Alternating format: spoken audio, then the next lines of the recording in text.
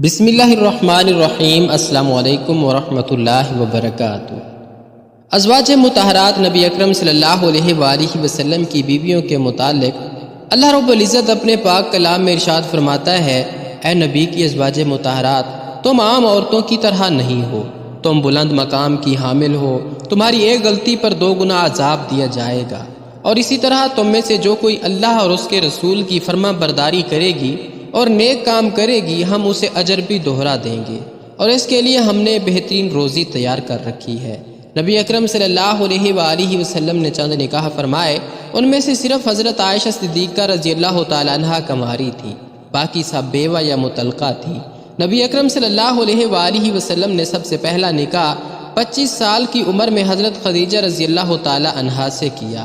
حضرت خدیجہ رضی اللہ تعالیٰ عنہ کی عمر نکاح کے وقت 40 سال تھی، یعنی حضرت خدیجہ رضی اللہ تعالیٰ عنہ آپ صلی اللہ علیہ وآلہ وسلم سے عمر میں 15 سال بڑی تھی۔ نیز وہ نبی اکرم صلی اللہ علیہ وآلہ وسلم کے ساتھ نکاح کرنے سے پہلے 2 شادیاں کر چکی تھیں، اور ان کے پہلے شوہروں سے بچے بھی تھے۔ نبی اکرم صلی اللہ علیہ وآلہ وسلم کی عمر 50 سال کی ہوئی تو حضرت خدیجہ رضی اللہ تعالیٰ عنہ کا انتقال ہو گیا۔ حضرت خدیجہ رضی اللہ تعالیٰ عنہ کا انتقال نبوت کے 10ویں سال ہوا۔ اس وقت حضرت خدیجہ رضی اللہ تعالیٰ عنہ کی عمر 65 سال تھی۔ حضرت خدیجہ رضی اللہ تعالیٰ عنہ کی سچائی اور غمگساری کو نبی اکرم صلی اللہ علیہ وآلہ وسلم ان کی وفات کے بعد بھی ہمیشہ یاد فرمایا کرتے تھے۔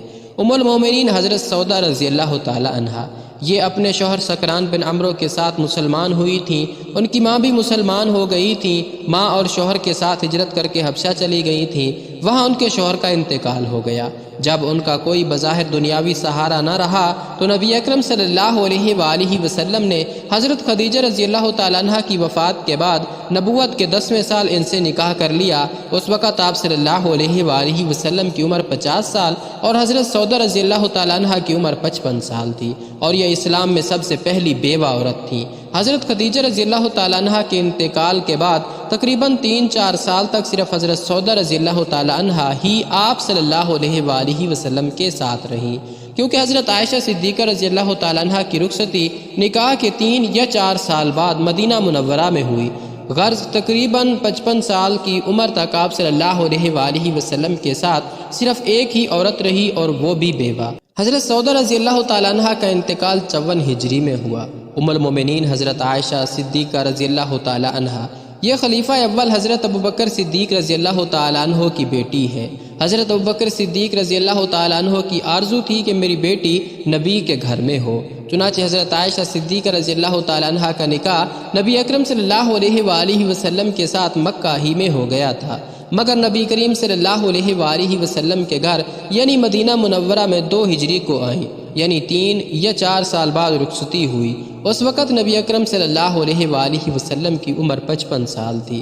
جیسے باپ نے اسلام کی بڑی بڑی خدمات انجام دی، بیٹی بھی ایسی ہی عالمہ فاضلہ ہوئی کہ بڑے بڑے صحابہ کرام ان سے مسائل دریافت فرمایا کرتے تھے۔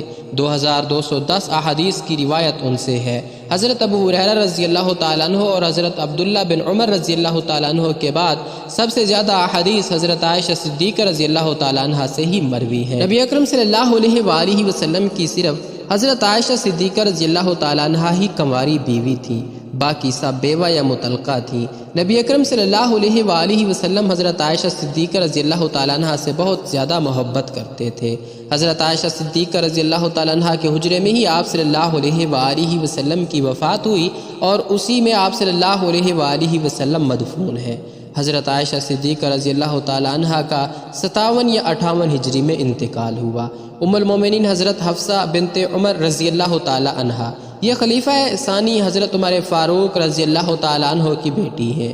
انہوں نے اپنے پہلے شوہر کے ساتھ حبشہ اور پھر مدینہ منورہ کی طرف ہجرت کی تھی، اور ان کے شوہر غزوہ احد میں زخمی ہو گئے تھے، اور انہی زخموں سے تاب نہ لا کر انتقال فرما گئے تھے۔ اس طرح حضرت حفصہ رضی اللہ تعالیٰ عنہ بیوہ ہو گئیں تو نبی اکرم صلی اللہ علیہ وآلہ وسلم نے ان سے 3 ہجری میں نکاح فرما لیا۔ اس وقت آپ صلی اللہ علیہ وآلہ وسلم کی عمر 56 سال کی تھی۔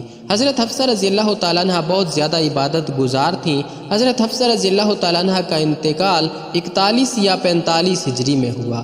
ام المومنین حضرت زینب بنت خزیمہ، ان کا پہلا نکاح طفیل بن حارث سے پھر عبیدہ بن حارث سے ہوا تھا۔ یہ دونوں نبی کریم صلی اللہ علیہ وآلہ وسلم کے حقیقی چچیرے بھائی تھے۔ تیسرا نکاح حضرت عبداللہ بن جہش سے ہوا تھا۔ یہ نبی اکرم صلی اللہ علیہ وآلہ وسلم کے پھوپھی زاد بھائی تھے۔ وہ جنگ احد میں شہید ہوئے۔ نبی اکرم صلی اللہ علیہ وآلہ وسلم نے حضرت زینب رضی اللہ تعالیٰ عنہ کے تیسرے شوہر کے انتقال کے بعد ان سے 3 ہجری میں نکاح کر لیا۔ اس وقت آپ صلی اللہ علیہ وآلہ وسلم کی عمر 56 سال کی تھی۔ وہ نکاح کے بعد صرف 3 ماہ زندہ رہیں۔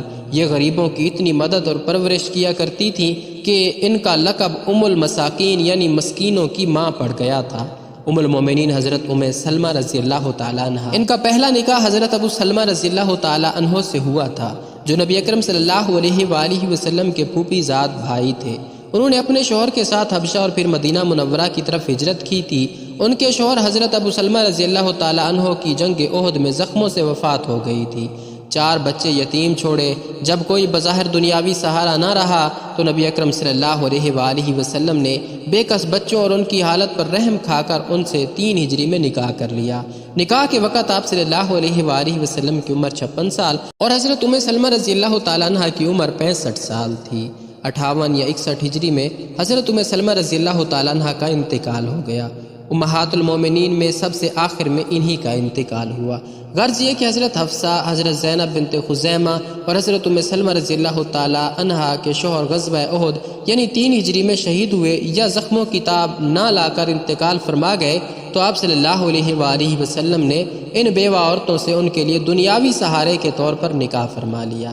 ام المومنین حضرت زینب بنت جہش رضی اللہ تعالیٰ عنہ، یہ نبی اکرم صلی اللہ علیہ وآلہ وسلم کی سگی پھوپھی زاد بہن تھیں۔ نبی کریم صلی اللہ علیہ وآلہ وسلم نے ان کا نکاح کوشش کر کے اپنے منہ بولے بیٹے یعنی آزاد کردہ غلام حضرت زید رضی اللہ تعالیٰ عنہ سے کر دیا تھا، لیکن شوہر کی حضرت زینب رضی اللہ تعالیٰ عنہ کے ساتھ نہیں بنی اور بیوی کو چھوڑ دیا۔ اگرچہ نبی اکرم صلی اللہ علیہ وآلہ وسلم نے زید رضی اللہ تعالیٰ عنہ کو بہت سمجھایا مگر دونوں کا ملاپ نہیں ہو سکا۔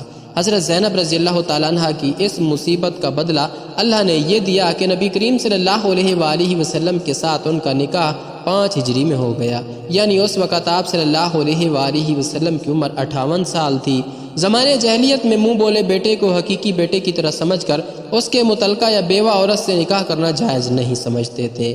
نبی اکرم صلی اللہ علیہ وآلہ وسلم نے حضرت زید رضی اللہ تعالیٰ عنہ کی متعلقہ عورت سے نکاح کر کے امت مسلمہ کو یہ تعلیم دی کہ منہ بولے بیٹے کا حکم حقیقی بیٹے کی طرح نہیں ہے، یعنی منہ بولے بیٹے کی متعلقہ یا بیوہ عورت سے شادی کی جا سکتی ہے۔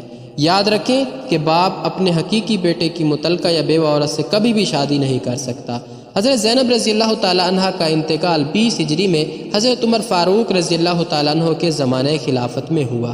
ام المومنین حضرت جویریہ رضی اللہ تعالیٰ عنہ لڑائی میں پکڑی گئی تھی اور حضرت ثابت بن قیس رضی اللہ تعالیٰ عنہ کے حصے میں آئی۔ حضرت ثابت بن قیس 20 سال کے نوجوان تھے۔ حضرت ثابت بن قیس نے حضرت جویریہ رضی اللہ تعالیٰ عنہ سے ان کو آزاد کرنے کے لیے کچھ پیسہ مانگا۔ حضرت جویریہ رضی اللہ تعالیٰ عنہ مالی تعاون کے لیے نبی کریم صلی اللہ علیہ وآلہ وسلم کی خدمت میں حاضر ہوئیں اور یہ بھی ظاہر کیا کہ میں مسلمان ہو چکی ہوں۔ نبی اکرم صلی اللہ علیہ وآلہ وسلم نے ساری رقم ادا کر کے ان کو آزاد کرا دیا۔ پھر فرمایا کہ یہ بہتر ہے کہ میں تمہارے ساتھ نکاح کر لوں۔ چنانچہ نبی کریم صلی اللہ علیہ وآلہ وسلم کے ساتھ ان کا نکاح 5 ہجری میں ہو گیا، یعنی اس وقت آپ صلی اللہ علیہ وآلہ وسلم کی عمر 58 سال کی تھی۔ جب لشکر نے یہ سنا کہ سارے قیدی نبی اکرم صلی اللہ علیہ وآلہ وسلم کے رشتہ دار بن گئے تو صحابہ کرام نے سب قیدیوں کو آزاد کر دیا۔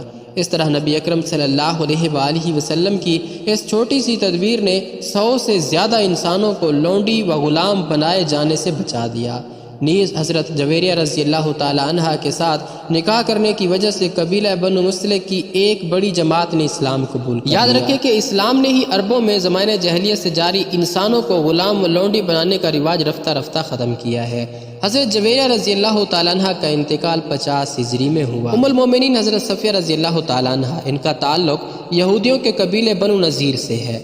حضرت ہارون علیہ السلام کی اولاد میں سے ہیں۔ ان کا باپ، بھائی اور ان کے شوہر کو جنگ میں قتل کر دیا گیا تھا۔ یہ قید ہو کر آئیں۔ نبی اکرم صلی اللہ علیہ وآلہ وسلم نے ان کو اختیار دیا کہ چاہے اسلام لے آئیں یا اپنے مذہب پر باقی رہیں۔ اگر اسلام لاتی ہیں تو میں نکاح کرنے کے لیے تیار ہوں، ورنہ ان کو آزاد کر دیا جائے گا تاکہ اپنے خاندان کے ساتھ جا ملے۔ حضرت صفیہ رضی اللہ تعالیٰ عنہ اپنے خاندان کے لوگوں میں واپس کے بجائے اسلام قبول کر کے نبی اکرم صلی اللہ علیہ وآلہ وسلم سے نکاح کرنے کے لیے تیار ہو گئی۔ نبی اکرم صلی اللہ علیہ وآلہ وسلم نے ان کو آزاد کر دیا، پھر 7 ہجری میں ان سے نکاح کر لیا۔ نکاح کے وقت نبی اکرم صلی اللہ علیہ وآلہ وسلم کی عمر 60 سال تھی۔ حضرت صفیہ رضی اللہ تعالیٰ عنہ کا انتقال 50 ہجری میں ہوا۔ ام المومنین حضرت ام حبیبہ رضی اللہ تعالیٰ عنہ حضرت ابو سفیان رضی اللہ تعالیٰ عنہ کی بیٹی ہیں، جن دنوں ان کے والد نبی کریم صلی اللہ علیہ وآلہ وسلم کے ساتھ لڑائی لڑ رہے تھے، یہ مسلمان ہوئی تھی، اسلام کے لیے بڑی بڑی تکلیفیں اٹھائیں، پھر شوہر کو لے کر حبشہ کی طرف ہجرت کی، وہاں جا کر ان کا شوہر مرتد ہو گیا۔ ایسی سچی اور ایمان میں پکی عورت کے لیے یہ کتنی مصیبت تھی کہ اسلام کے واسطے باپ، بھائی، خاندان، قبیلہ اور اپنا ملک و وطن چھوڑ دیا تھا۔ پردیس میں خاوند کا سہارا تھا، اس کی بے دینی سے وہ بھی جاتا رہا۔ نبی کریم صلی اللہ علیہ وآلہ وسلم نے ایسی صابرہ عورت کے ساتھ حبشہ ہی میں 7 ہجری میں نکاح کیا، یعنی اس وقت آپ صلی اللہ علیہ وآلہ وسلم کی عمر 60 سال تھی۔ 44 ہجری میں حضرت ام حبیبہ رضی اللہ تعالیٰ عنہ کا انتقال ہو گیا۔ ام المومنین حضرت میمونہ رضی اللہ تعالیٰ عنہ، ان کے 2 نکاح ہو چکے تھے۔ ان کی ایک بہن حضرت عباس رضی اللہ تعالیٰ عنہ کے، ایک بہن حضرت حمزہ رضی اللہ تعالیٰ عنہ کے، ایک بہن حضرت جعفر طیار رضی اللہ تعالیٰ عنہ کے گھر میں تھی، ایک بہن حضرت خالد بن ولید کی ماں تھی۔ نبی اکرم صلی اللہ علیہ وآلہ وسلم نے اپنے چچا حضرت عباس رضی اللہ تعالیٰ عنہ کے کہنے پر 7 ہجری میں حضرت میمونہ رضی اللہ تعالیٰ عنہ سے نکاح کر لیا۔ اس وقت آپ صلی اللہ علیہ وآلہ وسلم کی عمر 60 سال تھی۔ 51 ہجری میں حضرت میمونہ رضی اللہ تعالیٰ عنہ کی وفات ہوئی۔